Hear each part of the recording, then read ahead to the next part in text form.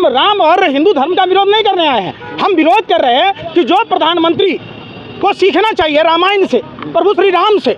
जो प्रभु श्री राम अश्वमेध यज्ञ का आयोजन करते समय सोने की मूर्ति बनाई, प्राण प्रतिष्ठा किया, तो प्रधानमंत्री मोदी जी को कम से कम प्लास्टिकों का जसोदाबेन को मूर्ति बनाना चाहिए। स्वामी निश्चलानंद सरस्वती ने विरोध किया, स्वामी भारती कृष्ण जी ने विरोध किया, स्वामी अभिमुक्तेश्वरानंद जी ने विरोध किया, स्वामी सदानंद महाराज जी ने विरोध। हमारे साधु संत हैं, वो उनका कहना है कि जो मार्कंडेय पुराण में, जो हरिवंश पुराण में, जो यजुर्वेद में जो मंदिर और प्राण प्रतिष्ठा के बारे में विग्रह वास कराया जाता है, उसके संबंध में जो कहा है हिंदू धर्म शास्त्रों के हिसाब से अनुष्ठान हो। कोई अपने राजनीतिक लाभ के लिए जो राम मंदिर का पूर्ण निर्माण नहीं हुआ, जिसका भूवास नहीं हुआ, जिसका जलवास नहीं हुआ, जिसका पुष्पवास नहीं हुआ, जिसका फलवास नहीं हुआ, आप अपने वोट बैंक की राजनीति के लिए प्रभु श्री राम को, प्रभु श्री राम लक्ष्मण जी के बीमार होने यानी मूर्छित होने पर संजीवनी बूटी मंगाई थी, सुसैन वैद्य को बुलाया था, वो प्रधानमंत्री ताली थाली पटवाकर हम सनातनी हिंदू धर्म का अपमान हो।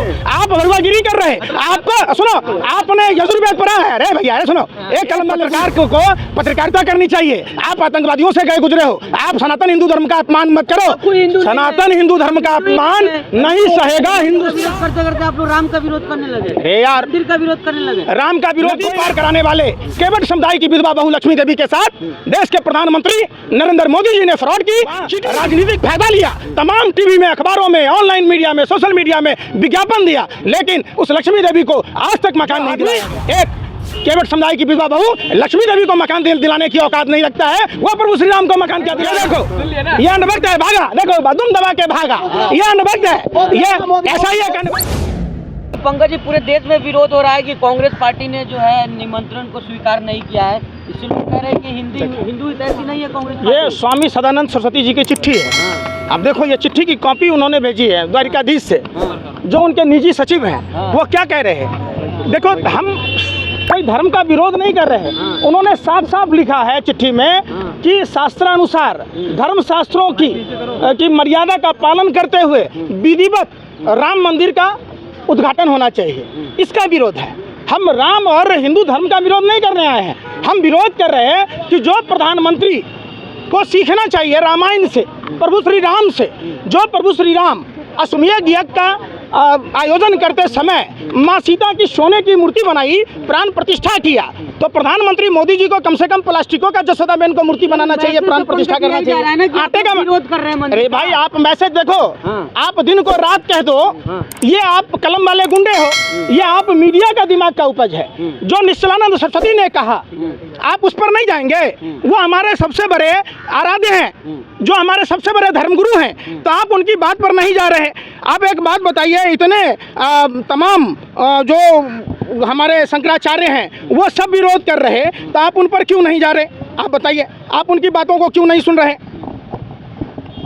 देखिए, स्वामी निश्चलानंद सरस्वती ने विरोध किया, स्वामी भारती कृष्ण जी ने विरोध किया, स्वामी अभिमुक्तेश्वरानंद जी ने विरोध किया, स्वामी सदानंद महाराज जी ने विरोध किया। तमाम जो हमारे साधु संत हैं, वो उनका कहना है कि जो मार्कंडेय पुराण में, जो हरिवंश पुराण में, जो यजुर्वेद में जो मंदिर और प्राण प्रतिष्ठा के बारे में विग्रह वास कराया जाता है, उसके संबंध में जो कहा है हिंदू धर्म शास्त्रों के हिसाब से अनुष्ठान हो, कोई विरोध नहीं है। लेकिन आप अपने राजनीतिक लाभ के लिए जो राम मंदिर का पूर्ण निर्माण नहीं हुआ, जिसका भूवास नहीं हुआ, जिसका जलवास नहीं हुआ, जिसका पुष्पवास नहीं हुआ, जिसका फलवास नहीं हुआ, आप अपने वोट बैंक की राजनीति के लिए प्रभु श्री राम को घसीट रहे हैं। और दिवाली प्रधानमंत्री को पता नहीं है। प्रधानमंत्री का तो हमने हिंदुत्व का चेहरा देखा था कोरोना काल में, जो प्रभु श्री राम लक्ष्मण जी के बीमार होने यानी मूर्छित होने पर संजीवनी बूटी मंगाई थी, सुसैन वैद्य को बुलाया था, वो प्रधानमंत्री ताली थाली पटवाकर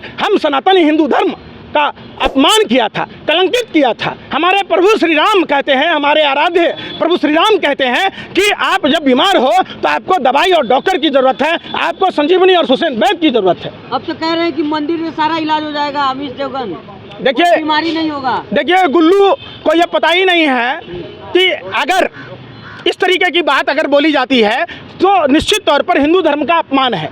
हिंदू धर्म में प्रभु श्री राम ने साफ साफ कहा है कि जब आप बीमार होइए तो आपको दवाई और डॉक्टर की जरूरत है। हमारे आराध्य ने साफ साफ कहा है, और इसके लिए समझिए हमारे हिंदू धर्मशास्त्रों में अधिकार और कर्तव्य दिए गए हैं। पाप और पुण्य का लेखा जोखा रखा जाता है। साफ साफ कहा गया है कि आप जैसा कर्म करोगे वैसा फल मिलेगा। तो आखिर मोदी जी कौन होते हैं?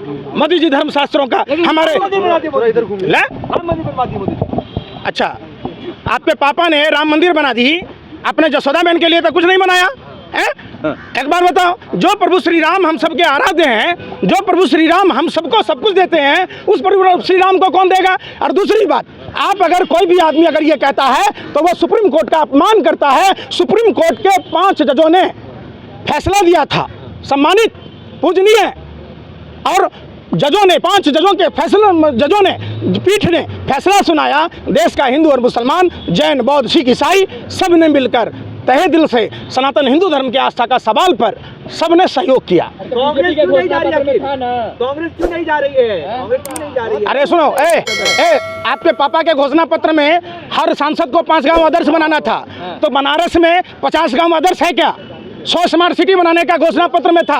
10 साल में 1000 स्मार्ट सिटी बन गया क्या? 2 करोड़ युवाओं को रोजगार देना था, 10 साल में 20 करोड़ युवाओं को रोजगार मिल गया क्या? रुपया को डॉलर से बरोबर करना था, बरोबर हो गया क्या? आप बताओ, महंगाई कम हो गई क्या? तो फिर मंदिर बन गया ना। यार मंदिर किसने बनाया? मंदिर किसने बनाया? अरे तो जाने से क्यों डर रहे हैं? अरे यार फिर वही बात, जाने से क्यों डर? आप पत्रकार हो या भाजपा IT सेल के दलाल हो? कोई दलाल नहीं। फिर दलाल, आप दलाल हो, आप भरवागिरी कर रहे हैं। आपको सुनो, आपने यजुर्वेद पढ़ा है? अरे भैया अरे सुनो, एक कलम वाले गुंडे, एक पत्रकार को पत्रकारिता करनी चाहिए। आप आतंकवादियों से गए गुजरे हो। आप सनातन हिंदू धर्म का अपमान मत करो। सनातन हिंदू धर्म का अपमान नहीं सहेगा हिंदुस्तान। हिंदू कान खोलकर सुन लो। चोपड़ा का शो देखा आपने? सोमनाथ से लेकर अभी तक कांग्रेस सुधरी नहीं है। अच्छा एक बात बताओ, सुनो, कौन बोल रहा है? देखिए इधर, इधर देख के बात कीजिए। अमन चोपड़ा का शो देखे थे? 1857 का सिपाही विद्रोह का नायक किसको बताया था? सावरकर को। और 1827 आप समझो कि जन्म कब हुआ उसका? आप बताओ ना, जब सावरकर उस समय जन्म ही नहीं लिया तो कैसे था वहाँ? सावरकर तो आपसे अरे यार सुन तो यार, मंदिर को जाता था। सुनो, मछली खाता था। इंडिया हाउस में जब सावरकर पौर्न मछली तल रहा था तो महात्मा गांधी जी मिलने गए थे, मिले नहीं। आप समझो, पौर्न झिंगा बोलते उसको, हंस दिया, झिंगा उसको बोलते भाषा में। जी एक बात है, मोदी का विरोध करते करते आप लोग राम का विरोध करने लगे। अरे यार, मंदिर का विरोध करने लगे। राम का विरोध कोई नहीं कर रहा। जब आपको मालूम है बंगाल के चुनाव में उन्होंने लक्ष्मी देवी को ब्रांड एम्बेसडर बनाया था। लक्ष्मी देवी कौन है? उस केवट समुदाय की विधवा बहू है जो प्रभु श्री राम हम सब हिंदुओं को भव से सागर पार कराते हैं। उस प्रभु श्री राम को नदी पार कराने वाले केवट समुदाय की विधवा बहू लक्ष्मी देवी के साथ देश के प्रधानमंत्री नरेंद्र मोदी जी ने फ्रॉड की, चीटिंग की, वहाँ राजनीतिक फायदा लिया।